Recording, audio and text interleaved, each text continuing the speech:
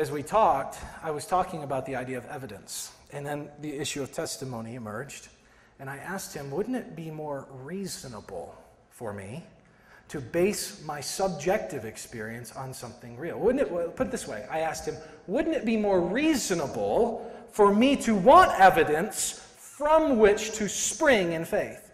Doesn't that make more sense than if I've got nothing and I step out? In other words, is God really honored by blind faith? That's a fair question. That's a fair question.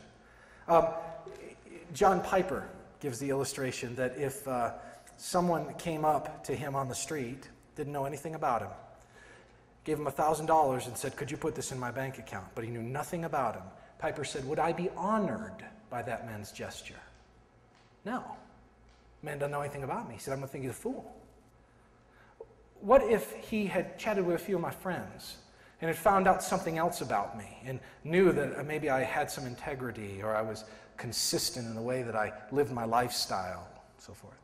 Well, now I might feel slightly honored, but having not known the man, it's not going to make still a whole lot of difference to me personally. But how honored would I be if he knew who I was? In fact, he was one of my dearest friends, and he entrusted that to me based upon the relationship that we had, based upon factual knowledge of who I really, in fact, was.